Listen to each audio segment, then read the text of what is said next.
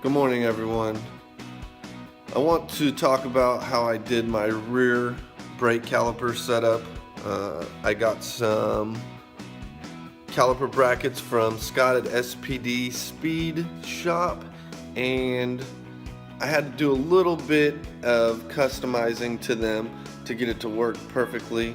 So I'm going to go through the steps and kind of show you guys what I had to do to make it work. There were a couple options that I could have went with, but to me this was the best route just because it makes a permanent bracket that can be bolted and unbolted off of the car. That way I can make a spare set, and if anything happens I can slap those on or whatever I need to do.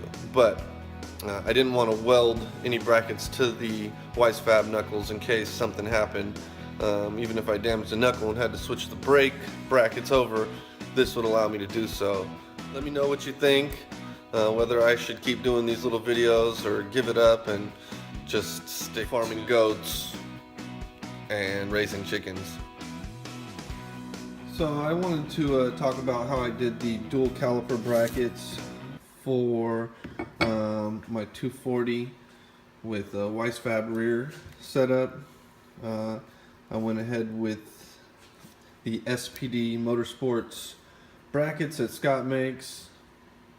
Had to do a little bit of customization with that based off of these weren't really set up for the Weissfab, so when you go to line them up, the caliper doesn't really want to go exactly where it should. You know, I'm pretty much trying to go for about 10 and 2, similar to where the OEM Weissfab stuff is at. So, you know, I was trying to figure out a way to make that happen. A couple guys have ran this setup. Forrest Wang, Alec Honadale, I think Dai Yoshihara had a similar setup. So I'm going to take you through and show you kind of the steps that I had to take, and then we're going to actually finish one of these today so I can have a complete set. I've already done one side. So for my calipers, I'm going to be doing the dual caliper setup in the back. So on my foot brakes, I'm going to be using a 1.38 inch piston, 4 piston style calipers. And for the handbrake, I'll be using the 1.75 inch Wilwood. You can see the difference between the piston size there. Rear brakes, handbrake. These rotors that I went with are pretty badass. They're 13 inches, about an inch over stock Z32. They are of 2-piece design, so they actually bolt together here on the back, and I'll be safety wiring each of these Allen heads so we can ensure that they don't come apart. But if you listen, it's actually a floating rotor, similar to a street bike front wheel. So it's some really cool race shit. What I need to do is figure out exactly where the hub is going to go in comparison to the bracket and the knuckle. Caliper positions where I'd like them to be. Then I'm going to make my mark around the outside of the hub for when I'm going to make my cut with the plasma cutter. Now that I've got the bracket clearance to fit the hub, I can now get that placed inside of here and bolt it in to assure the clearances are correct. By doing it this way, I ensure that I'm getting a centered installation, basically using this almost like a keyway as far as where my calipers are going to go in comparison to the rotor.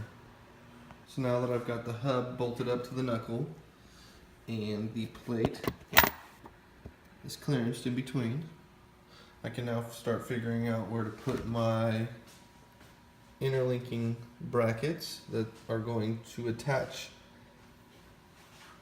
my caliper bracket to the Weissfab knuckle.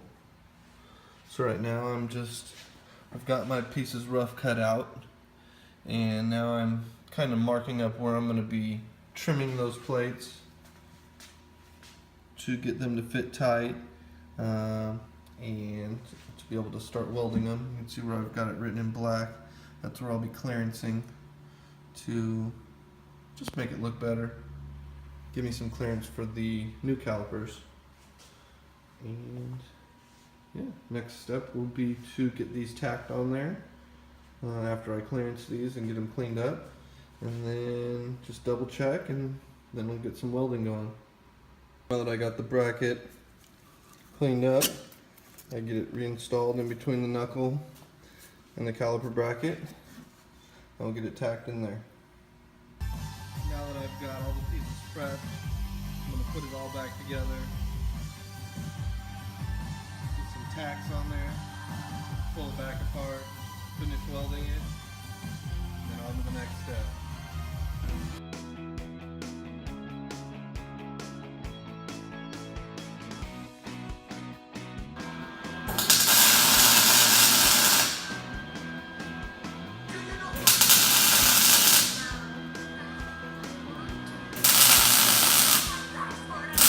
Now that I've got them tacked, go ahead and clean it up again.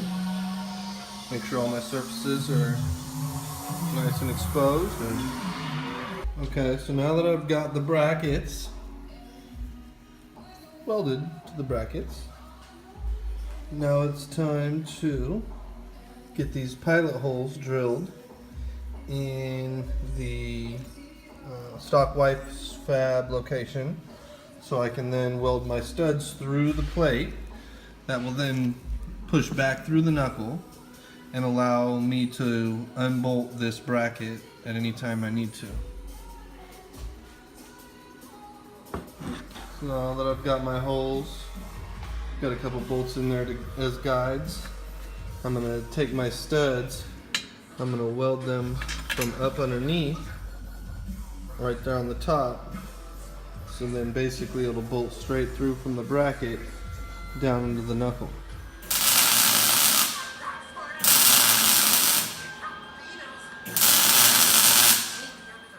Got it all bolted back together, ready to go on the car. Looking good. Got the calipers and the brackets installed. Everything fits really nice. I just have to get my pads in there, and then I'll be ready to test these things out. As you can see, I've got the drive shaft shop axles in there, the Weiss Faber suspension, Race Tech Services quick change rear end. Be able to adjust the final drive ratios on the fly. Just drop that rear cover off, pull the gears out, swap them out, and there you have a new ratio. I'm going to be having some stance three-way coilovers on here. These Megans are just temporary, so I can get my corner balances sent over to Dave at Stance Suspension. This car right here is going to be quite the build. Stay tuned. I'm going to be video documenting my way through this adventure, so stay tuned. Hopefully you subscribe to the channel. If you're on social media, you can go on Instagram and find me at Trailer Joe. That's trailer_Joe. Keep up with my stories and all my day-to-day weird stuff that I like to post.